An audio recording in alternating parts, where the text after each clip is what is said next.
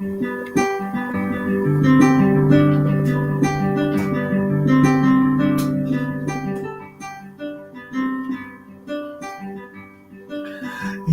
by inch, row by row, we're gonna make this garden grow. All it takes is a rake and hoe and a piece of fertile ground. Inch by inch, row by row, someone bless these seeds I sow. Someone warm them from below till the rain comes tumbling down. Pulling weeds, picking stones, we are made from dreams and bones. I feel the need to grow my own, 'cause the time is close at hand. Grain for grain, sun and rain, find my way in nature's chain. To my body and my brain, to the music of the land. Inch by inch, row by row, I'm gonna make this garden grow. All it takes is a rake and hoe and a piece of fertile ground. Inch by inch, row by row, someone bless these seeds I sow. Someone warm them from below till the rain comes tumbling down. So plant your rows straight and long, and temper them with prayer and song. Mother Earth can keep you strong if you give her love and care. Now an old crow's watching hungrily from his perch in yonder tree. In my garden I'm as free as that feathered thief up there. Inch by inch, row by row, we're gonna make this garden grow. All it takes is a rake and hoe and a piece of fertile ground. Inch by inch, row by row, someone bless these seeds I sow. Someone warm them from below till the rain comes tumbling down.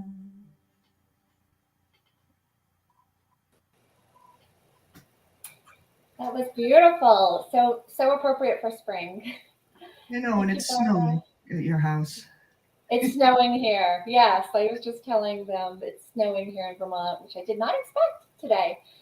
So good morning, everyone, and welcome. It's our March 27th, 2022 service, and that was Barbara Whitney, our music director. So thank you, Barbara.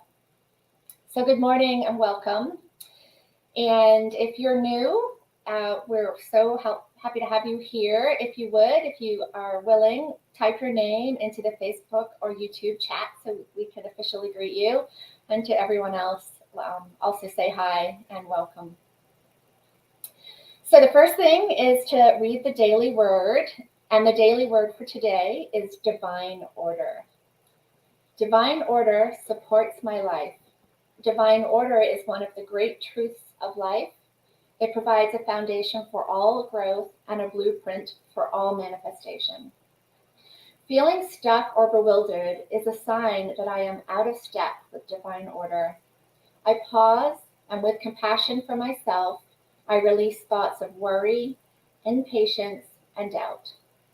I remind myself of times when I wondered whether a hoped-for result would ever happen, only to realize in hindsight that foundational aspects had to be in place first. Remembering this helps me be patient and trusting now. I affirm, I cooperate with divine order. It is established in my life now. I listen with mind and heart, trusting that I will discern my path one step at a time. And the Bible verse is from Proverbs 3, verse 5.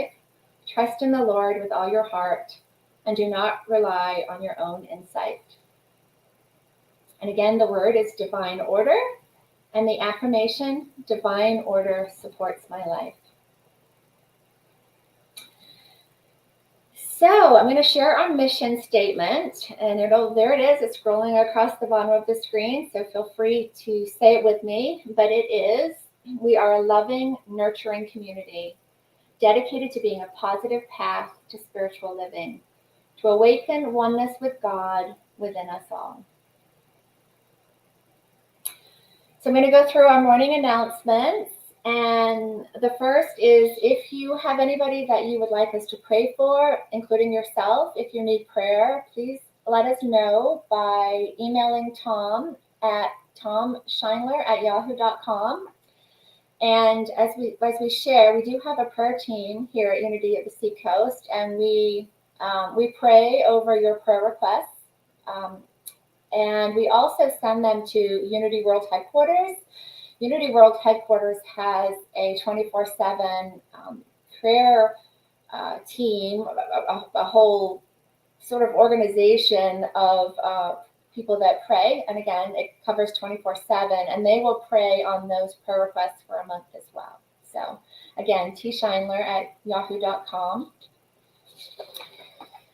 If you haven't seen our website, please take some time to check it out. It's unityoftheseacoast.org, and on there you can see a calendar of all of our upcoming events. We have all of the past services and past meditations listed. There will be coming soon, because we're going to resume them at some point, the walkabouts. So we'll be able to hear about those events, the walkabout events, where they are, what time they'll be, as soon as we resume those. And links to, I did already mention links to past services. So lots of information on there. And again, that's unityoftheseacoast.org.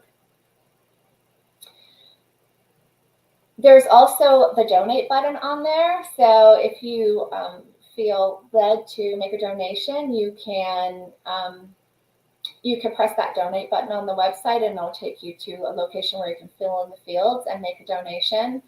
In addition, there is the Tidely app. We use an app called Tidely, which you can download to your smartphone.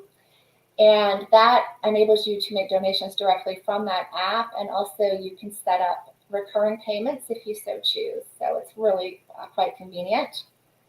And then also I'm going to give you our mailing address, which is Unity of the Seacoast. And that is P.O. Box 1676. And that's in Dover, New Hampshire. And the zip is 03821.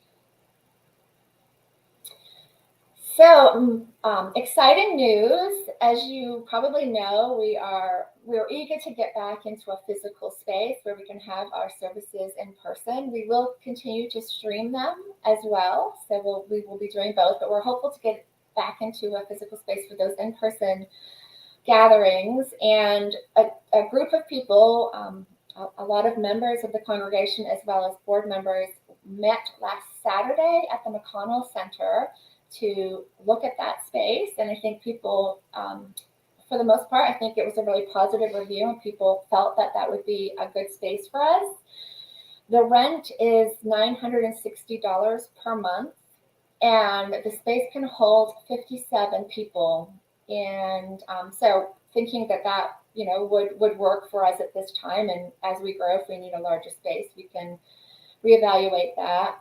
They do want a 3-month lease. And I mean, a 3-year lease, but there is a 3-month buyout if for some reason we needed to change our space or leave that space. So the board will be meeting to talk about that further. So more to come on that, but definitely making progress in that regards, and hopeful that we can be in person soon. We are not going to be having a fellowship meeting today, and that is because there is a board meeting. And so we will resume our fellowship meetings next Sunday. So enjoy your Sunday, and I guess you get an hour back, which is nice. Just to mention that we also now stream live on YouTube. So as well as Facebook, there are some people that just are not Facebook users and need another option to listen to the virtual service. So we are now streaming on YouTube. And if you go to the YouTube site and type in Unity of the Seacoast in the search button, Unity of the Seacoast will come up, and you'll see a lot of different services. Like ever since we've been streaming on YouTube, all of our past services are listed, and you may have to scroll a little bit in order to find the live service. But like if you're there now, as an example, this service will say live, and you can just click on it and watch it on YouTube. But just another option to make service more accessible. And then the final announcement that I have is regarding our volunteer event that we're doing on April the 30th. So on April the 30th, we are gathering to volunteer for Operation Blessings. And my understanding is that it's a cleanup event. And so it's from 8 a.m. to 1 p.m. on April the 30th. If you have not registered already, please consider registering. I did send out the link, but I will send it out again. And when you go to register, there is a space for you to say which group you're with. So just let them know that you're with Unity of the Seacoast. And then you choose a t-shirt size because you get a free t-shirt. And you choose your sandwich because you get a free sandwich. And there's different choices for sandwich. Turkey is one of them. So we'd love to have you attend that event. I'm going to be there. I'm really looking forward to meeting all of you in person. I think it's going to be a fun day, and it's April the 30th, so it's hopefully a beautiful spring day. I bet it will be. And for any of you that aren't on our mailing list, our email mailing list, and you want that registration link, you can email Tom if you want, tomscheinler@yahoo.com. You could also email me at bevdaveraymond@yahoo.com, and I'm happy to send you the link to register. So those are the announcements. And so before we go back to hearing another song from Barbara, we're first going to do our Namaste. Sorry, I'm losing my voice. So our Namaste is a Sanskrit word, and it means that the Christ in me sees the Christ in you. And so if you are with someone, please take a moment to turn to them. And if not, we can all just look here, and together we say Namaste.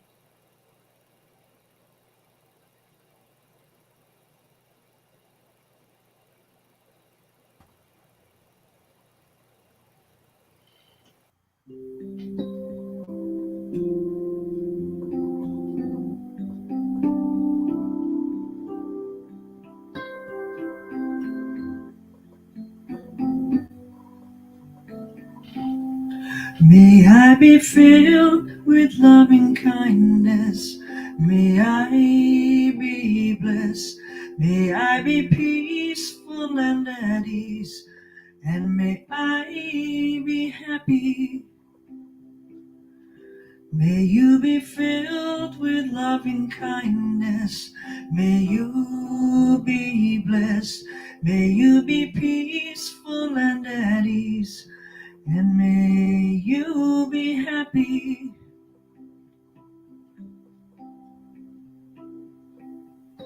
May we be filled with loving kindness. May we be blessed.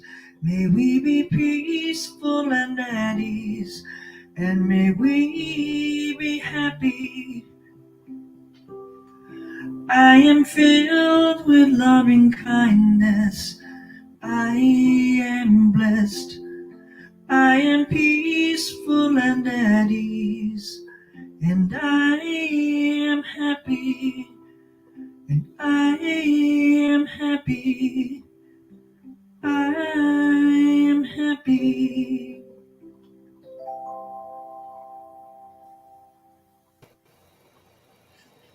Thank you. Great affirmations. I am filled with loving kindness, and I am happy. Love it. Thank you. So next, I want to introduce our speaker and our wonderful spiritual leader, Tom Scheinler. So eager to hear what he has to tell us today. I always enjoy listening to his talks. Morning, everyone. Barbara, that last song nails the exact theme of my talk. Oh, good. That's exactly what we get out of it. I swear you're like in my brain at times. In a good way, not a creepy way. And Bev, thank you so much. For those who don't know, Bev and I are fortunate to be taking the same class this term. And it's a lot of fun. It's the heaviest class I think I've taken. And but I'm glad to be sharing that part with her. Me too. So, welcome everyone. Welcome to this Sunday. A little cold, but the sun is out, and I am always happy with that. I'm going to invite each of you to get comfortable. Close your eyes. Feet flat, relaxed. Shoulders loose.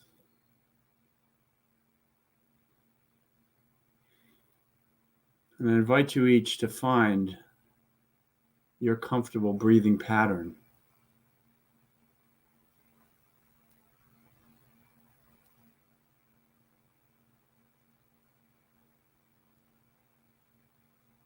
And as we do this, we acknowledge that there is one power, one presence in the universe. God the good and great, omnipresence.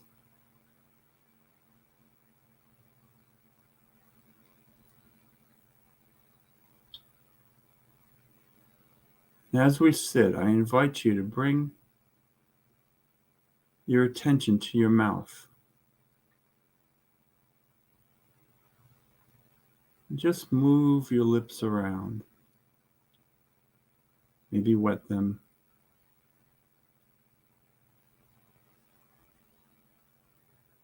Make some facial expressions with your lips.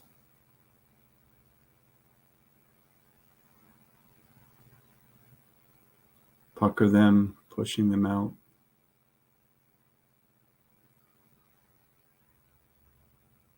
Rolling them in.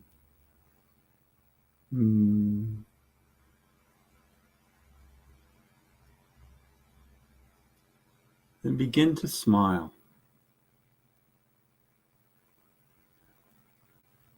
Just a nice, casual smile.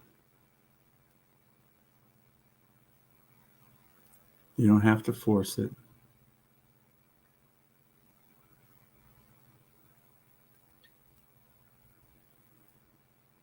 And as you smile, just roll your head. Feel the tensions leave.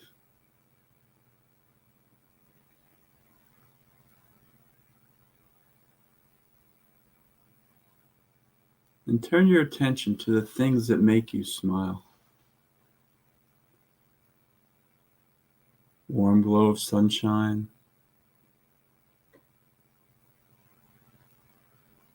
Maybe the first spring flowers. First cup of coffee in the morning. The love of someone else.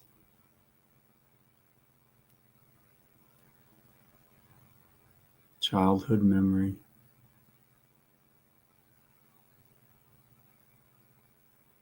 Joke. TV show or a song.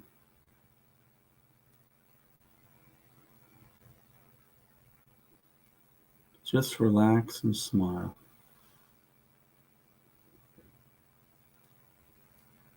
Remembering to breathe.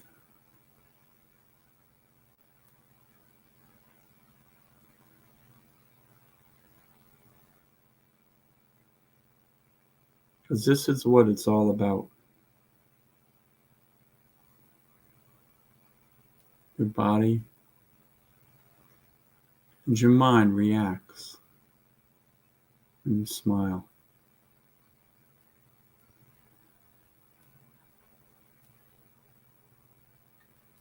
A smile is in the moment.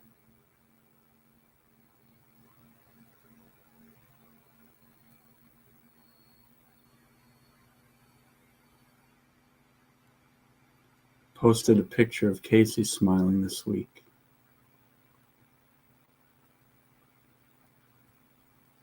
That's what does it for me. I will do anything for that smile.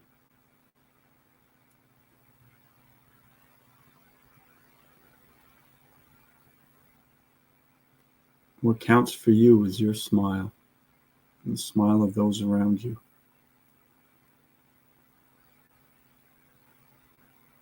And take time to smile.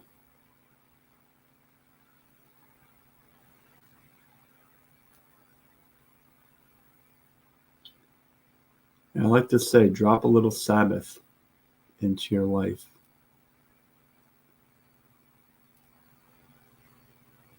Drop a little smile into your Sabbath.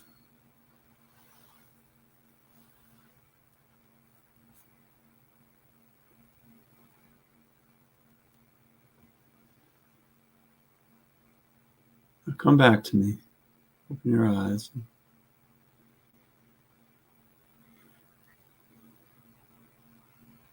Take in the fact that you can go back to that moment at any time. It always awaits you.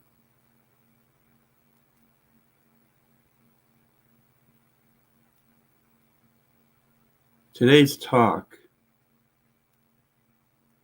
is called What's in It for Me, or as Reverend Sandra Campbell likes to say, broadcasting on WII-FM. What's in it for me? When I do a talk or a sermon, I don't do one without trying to figure out a practical message. In other words, what do I want people to take away from the talk? What's the reason for them to listen? What's the good news? Some talks are easy, and some talks, I admit, I struggle with what to say. But I always want us to get that we all have that spark of divinity within us. And I want to make you aware of that and of the possibilities of an awakened life. I often say, if I knew what this side of happiness was like, I would have learned this stuff years ago. Because that happiness is what's in it for me. There are many reasons for looking at God and religion. I love the history of God, the history of religion. I love that it represents the evolution of our being from a physical to a spiritual. I love studying about the people and the politics of religion. I love reading about the battles. But those reasons are not what I strive to be. Those reasons are just detours or hobbies. And I do not strengthen my connection with God to be ready for the next life. I'm still enjoying this life. And it's this life that matters. I cannot understand a God who would give us these wonderful bodies and introduce us to such wonderful people and give us this ability to love and dominion of all over all, only to say that you're living for the life after this one. This one is just a test to see if I like you. Do I believe that thousands flock to hear Jesus talk of life after death? I don't. Do I believe he died for our sins? I believe he lived for our lives. He did not heal people so they would live a better afterlife. Otherwise, why would he heal them? He healed people so they could live a better now. So what's in this for you? It's to live your best life, to love others and yourselves, to be happy, to be excited about your life, to live in each moment. You want to get the most out of each moment of life. We don't know how long our life is. Each lifespan is as individual as each person is, but the purpose is the same: to make the world a better place because you existed, a better place for others, a better place for the planet, and a better place for you. Love thy neighbor as thyself also means love yourself. And we begin our life by taking care of our one container, our body. And we strive for our first breath, our first meal. And then we develop bonds with others to strengthen our own happiness. Those bonds build to our families and friends and our circle that enhances our life. That's the first part of creating a life which we feel that fits us. And then we strive for the kingdom. We've all heard the kingdom of heaven is within. Within what? I've never understood that idea that heaven can mean something outside, out there beyond the stars, a place out there that all energy flows. Because I know when I feel connected, I feel it within. I feel it deep inside. On an earthly plane, that's where the connection is. What happens when we pass away and we release our spirit? That I don't know. I know that Jesus' instructions were for us, the people, for living in the moment. Because do not worry about tomorrow certainly does not sound like he's telling us to worry about life after death. It's talking about living our best moments now. We get into heaven by being in heaven now. Do the things of today for today. We can plan for tomorrow, but life is lived in each moment. This concept, more than any other, has impacted my life. It has been the key factor in me overcoming depression, illness, and my dependence on alcohol. This concept built my relationship with my kids and Casey.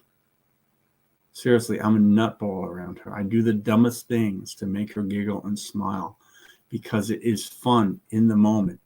I know I drive you nuts, honey, but I just love to see you laugh. Making someone laugh is one of the most simplest in-the-moment things that you can do, and it's impactful. I look at unity and new thought ideas of being a Christian, not as a religion, but as a way of thinking for the betterment of me and for others. I look at Buddhism in the same way. I think all religions should focus on this first. Living life to its fullest. It's a practice. It's an active exchange between ourselves and all that is. It's a dance of love and wisdom. Love tells me to begin by loving myself, and wisdom guides me in how. Then love tells me to love others, and again, wisdom guides me in how. As many of you know, I'm on the organ transplant list. So if I was to mentally live there, it would be so hard for me to get through each day. But love of self tells me not to live in that future moment. I can do nothing about that status except to live for today. Does my name on a list impact my ability to look around and smile? Does it diminish me playing the guitar, riding my motorcycle? Does it make my kindness less kind? But if I look at it correctly, it reminds me to be more in the now, to enjoy each moment in its fullest. Each moment of our lives can be a moment of self-reflection. Again, that's the idea of Lent. We're in the midst of Lent. We're in the midst of taking time to self-reflect, and we can do it in each story we read or hear, each verse we read. Self-reflection can come from anywhere: a song, a movie, the news, a conversation. Even comedy has an element of self-reflection in it. When I read the Gospel of Luke, there's a lot about self-reflection and living in the moment. At the end of Luke 9, Jesus talks of this. Luke 9, verse 49-50.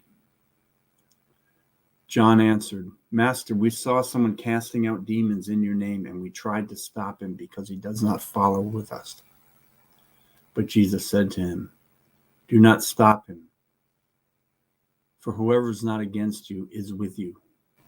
He's telling us that we all have this power to cast out that does not work.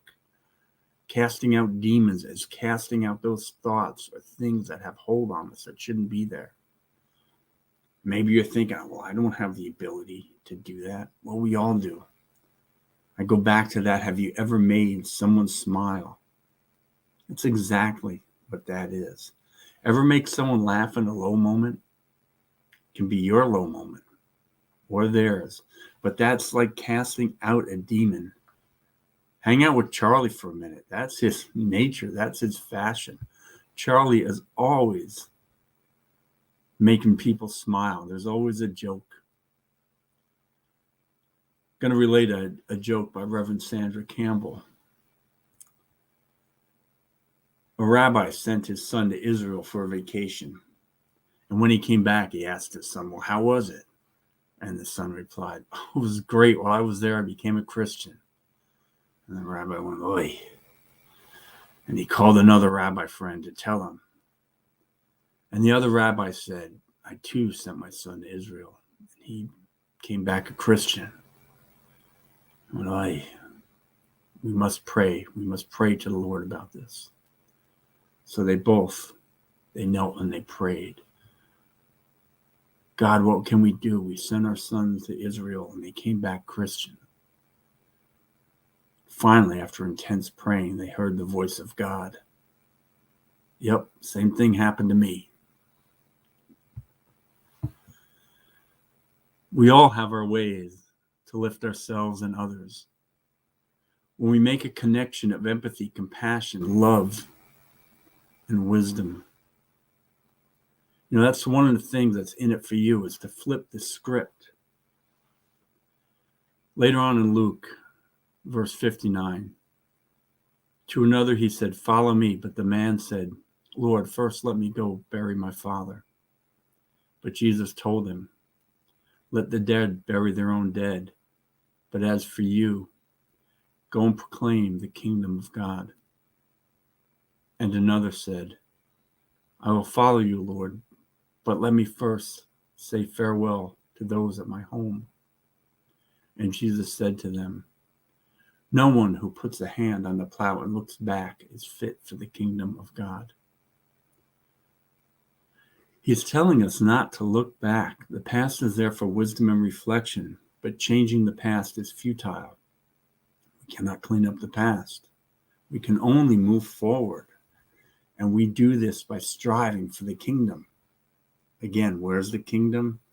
It's within each one of us. He's talking about what makes up our own individual kingdom. Not what others say your kingdom should be. What your kingdom is, your path. And when he speaks to people, he never tells them what their kingdom is or what their sins or any of that is, because there is recognition that each person is an individual. He recognizes that we all know our own strengths and weaknesses in our connection. He understands that we are individualized expressions. What is in it for you is the idea that you get to live the life that's meant for you. There's no greater gift to humanity than that. We became aware of freedom of choice, and that's the gift. We get to reap the good or evil depending on our choices, because we have knowledge of good and evil, and we understand cause and effect. It doesn't have to be incredible evil. It can be simply choices that lead away from us living our best nature. In fact, I suspect most of our poor choices are choices that limit our own potential. I'm too old to learn something new. I'm not rich enough to dream. I mean, we each know our own self-limiting thoughts, but we don't need to have them. And some of these thoughts are seemingly valid and deep and right. How do I move forward when someone passes? How do I overcome illness and still move forward? How do I make the world better when I am only one? We all have these things at times. They're human reactions. We have them. It's hard to live on a spiritual plane 24/7. We all have fear and cannot see what lays ahead. We all have a sense of doom at moments in our lives. Jesus did as well. Take this cup from thy hand. He was afraid of his upcoming death. He knew it was going to be scary. Did he know the extent? That I don't know, but I know he had fear. But we all have freedom of choice to take a step on our path. There will be those who seem to strive to hold us down. It can be simple things like eroding at our dreams to life-changing things like we see in the world today. But it's within us that in these moments that we make our choices.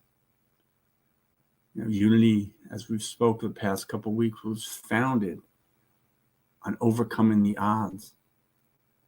They saw what was in it for them. At first, it was healing.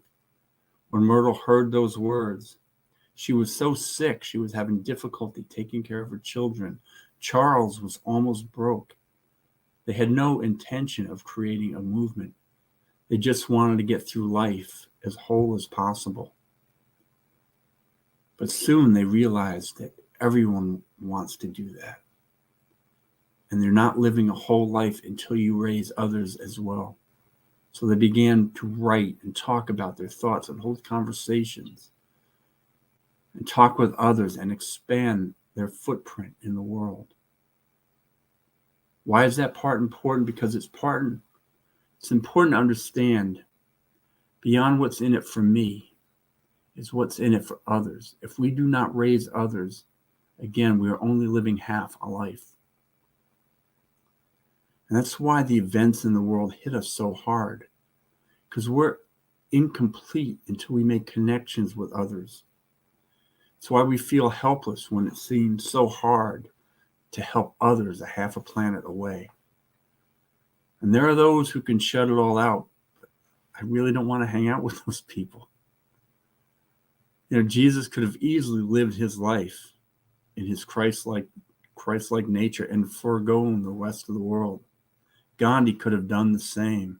I like that he made up a word, foregone. Someone write that down for me. Moses was all set in Midian with his wife and her family and his new life. Buddha could have remained a prince. Even Zelensky, he could have gone into exile. But they didn't. And we feel it because we feel that connection to something noble. Because we feel that within ourselves. Because we understand that is within us too. For most of us, fortunately, reaching out is simple. It's a kind word. It's good morning. I love you. When we reach out and do things outside ourselves, we get knowing that we've added to the betterment of the world, and it does spread. I assure you it does. 20,000 people thus far have been arrested in Russia protesting the war. They say for 20,000, that means 500,000 people were protesting. Another 450 Russian citizens were protesting in Czechoslovakia, or the Czech Republic now, against the war. Imagine that. That's more forces than Russia has committed to the war. It may not seem like there's a lot that we can do in the world, but trust me, change happens. Look at all the places that had little access to water and have gotten access because the world took notice. Look at the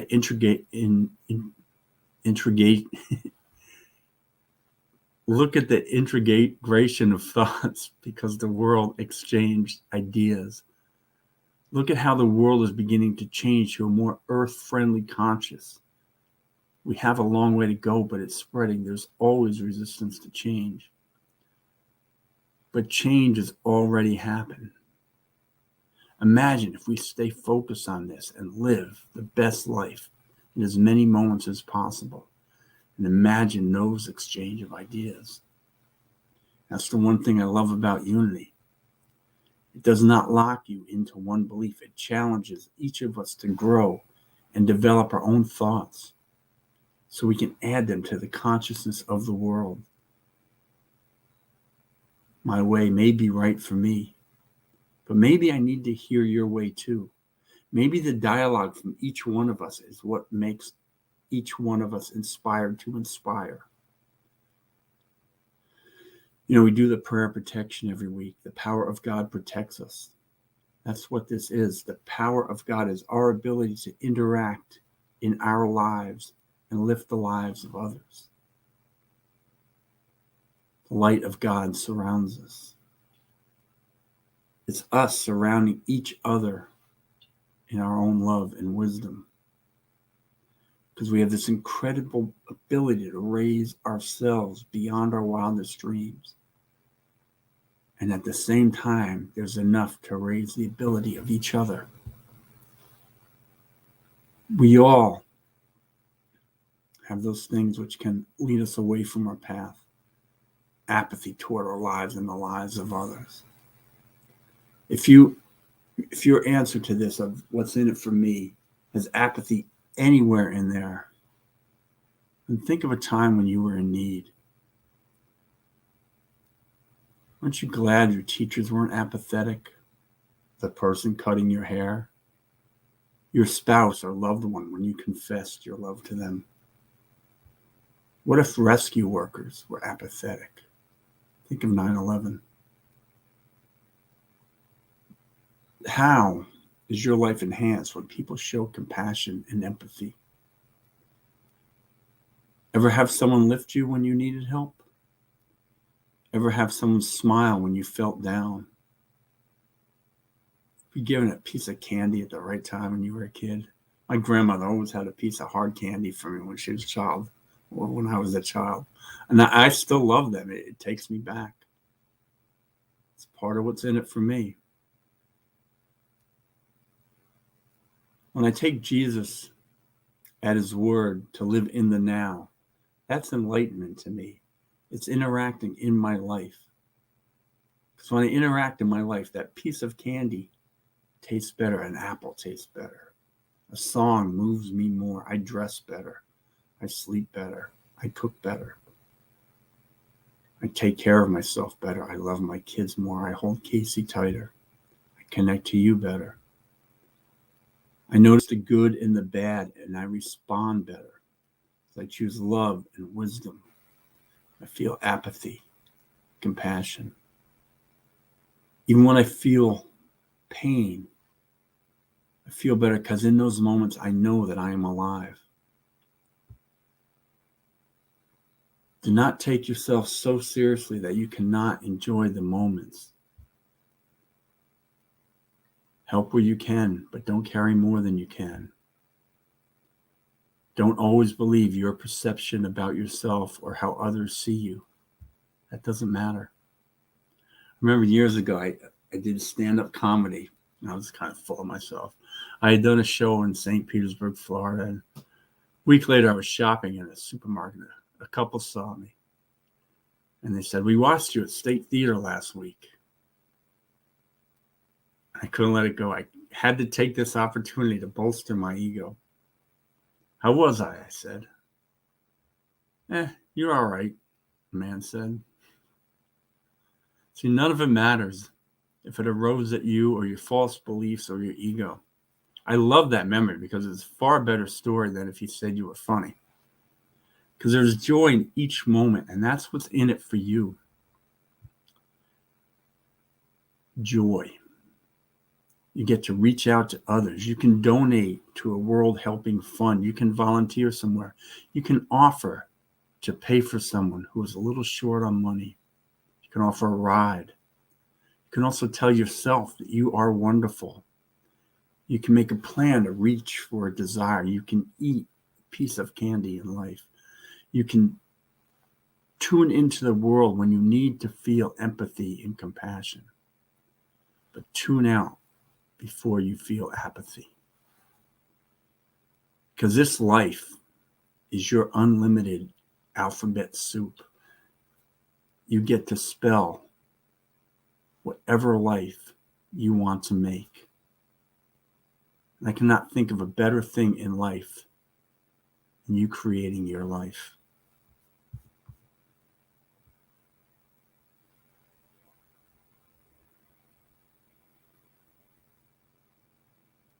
I would like to take this moment to pray for others and ourselves. If you're thinking of someone and you're comfortable with it, write their name in the comment box, or just their initials, or even a heart emoji, or a little prayer emoji. If not, just hold them close in your heart. And I always say, if you can, if you're in contact and have a nice relationship, reach out to this person and tell them that you love them. Tell them that you are praying for them. Because the fastest way to make a prayer land is to reach out and tell them that you love them. So as we picture our loved one, picture them in health and wholeness, happiness. Picture yourself in health and wholeness and happiness. I affirm this in all of you.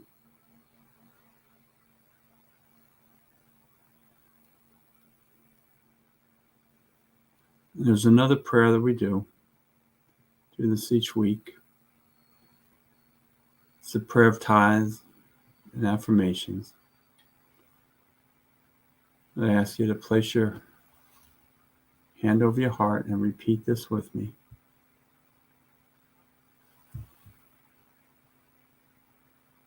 Divine love, as me, blesses and multiplies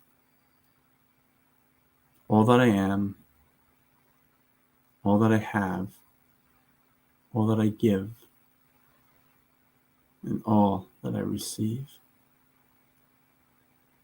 And so it is.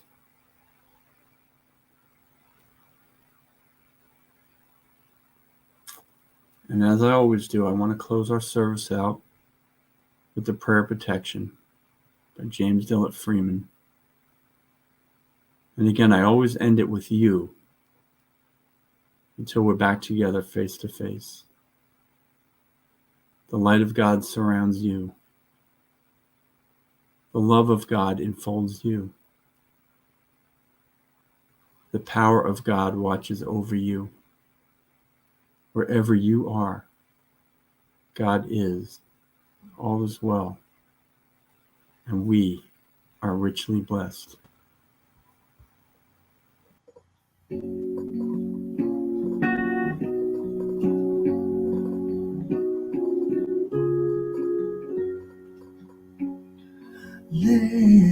there be peace on earth, and let it begin with me.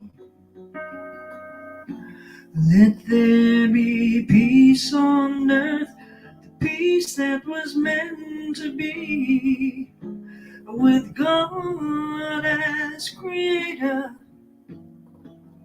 family all are we. Let us walk with each other in perfect harmony. Let there be peace on earth, let this be the moment now. With every step I take, let this be my joyous vow. To take each moment and live each moment in peace eternally. Let there be peace on earth, let it be